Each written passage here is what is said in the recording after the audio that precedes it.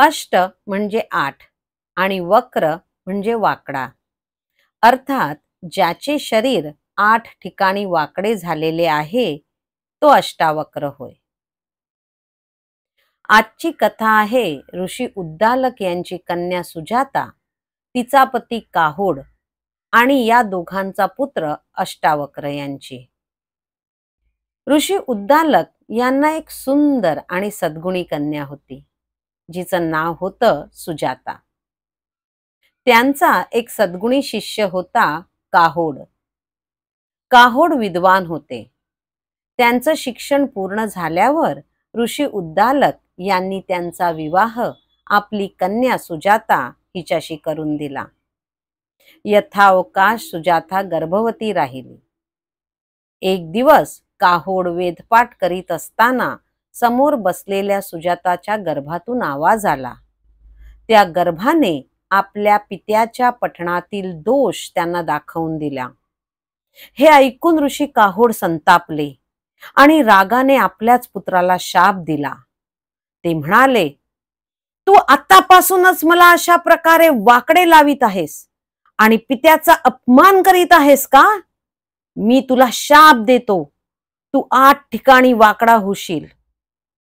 काही दिवसांनी धनप्राप्तीच्या अपेक्षेने ऋषी काहोड जनक राजाच्या दरबारात गेले. त्या काळी अनेक विद्वान विद्वत्ता प्रदर्शनासाठी जनकाच्या दरबारात जात असत आणि राजाकडून सन्मान आणि द्रव्य प्राप्ती करून घेत असत. जनकाच्या दरबारात बंदी नावाचे एक विद्वान होते. त्यांच्या बरोबर शास्त्र चर्चेमध्ये जो हरेल त्यास नियमानुसार जलसमाधी घ्यावी लागत असे. पुढे शास्त्र चर्चेमध्ये काहोड हरले. ठरल्याप्रमाणे त्यांनी जलसमाधी घेतली. या घटनेनंतर अष्टावक्रचा जन्म झाला. तो खरोखर 8 ठिकाणी वाकडा होता. वडील नसल्या कारणाने तो आपले आजोबा उद्दालक यांनाच आपले वडील आणि मामा श्वेतकेतू याला आपला भाऊ समजत असे. परंतु एक दिवस मुलांच्या भांडणातून त्याच्या लक्षात आले की आचार्य उद्दालक हे आपले वडील नसून आजोबा आहेत. साहजिकच तो ताबडतोब आईकडे गेला आणि त्याने आपल्या वडिलांची चौकशी केली. आईनेही त्याला सारे खरे सांगितले. हे ऐकल्यावर अष्टावक्रने आपला मामा श्वेतकेतू बरोबर राजा जनकाच्या सभेत जाऊन आचार्य बंदी यांच्या बरोबर शास्त्र चर्चा करण्याचे ठरविले आणि त्याप्रमाणे ते महाराज जनकाच्या यज्ञशाळेत पोहोचले. तिथे सैनिकांनी त्यांना अडवले आणि सांगितले, यज्ञशाळेत लहान मुलांना जाण्याची परवानगी नाही. यावर अष्टावक्र म्हणाले, केवळ केस पांढरे झाल्याने माणूस वयस्कर होत नाही. ज्याला वेदांचे ज्ञान आहे, ज्यांची बुद्धी तल्लक आहे, तो मोठाच म्हणायचा. असे म्हणून अष्टावक्र जनकाच्या सभेत पोचला आणि त्यांनी आचार्य बंदीला शास्त्रार्थासाठी ललकारले.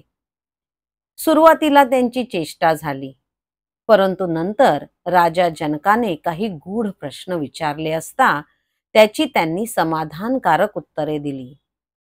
राजा जनकाने अष्टावक्रला बंदी बरोबर शास्त्र चर्चा करण्याची अनुमती दिली. अष्टावक्र आणि बंदी यांच्यात घमासान शब्दयुद्ध झाले. अनेक विषयांवर प्रश्न उत्तरे, वाद प्रतिवाद झाले आणि अखेर आचार्य बंदी अष्टावक्र यांच्या विरुद्ध शास्त्र चर्चेत हरले. ठरल्याप्रमाणे आता बंदींना जलसमाधी घेतली पाहिजे अशी मागणी केली गेली. तेव्हा बंदी म्हणाले, हे जनक राजा, मी वरुण पुत्र आहे. मी आजपर्यंत हरलेल्या साऱ्या विद्वानांना माझ्या पित्याकडे पाठवले आहे. मी त्या साऱ्यांना आत्ता इथे बोलवितो. असे म्हणून त्यांनी आत्तापर्यंत पाण्यात बुडालेल्या साऱ्या विद्वानांना परत बोलवले, ज्यामध्ये अष्टावक्रचे पिता काहोड सुद्धा होते. अष्टावक्रने आपल्या पित्याला नमस्कार केला. तेव्हा प्रसन्न होत ते म्हणाले, जा, तू जाऊन समंगा नदीमध्ये स्नान करून ये. तिच्या प्रभावाने तू माझ्या शापातून मुक्त होशील. अष्टावक्रने समंगा नदीत स्नान केल्यावर त्याचे सगळे व्यंग नष्ट झाले आणि ते सरळ झाले, अशी कथा सांगितली जाते. राजश्री जनक व अष्टावक्र यांच्यातील संवाद अष्टावक्र गीता म्हणून प्रसिद्ध आहे. वेदांताविषयीचा प्रकरण ग्रंथ म्हणून ही गीता प्रसिद्ध आहे. 20 प्रकरणे आणि 299 श्लोकांची ही गीता आहे. अद्वैत वेदांतावरील विवेक चूडामणी हा ग्रंथ व शंकराचार्यांची अनेक स्तोत्रे यामध्येही अष्टावक्र गीतेतील काही संकल्पनांचे स्पष्टीकरण आढळते. अशी ही विद्वान अष्टावक्र ऋषींची कथा.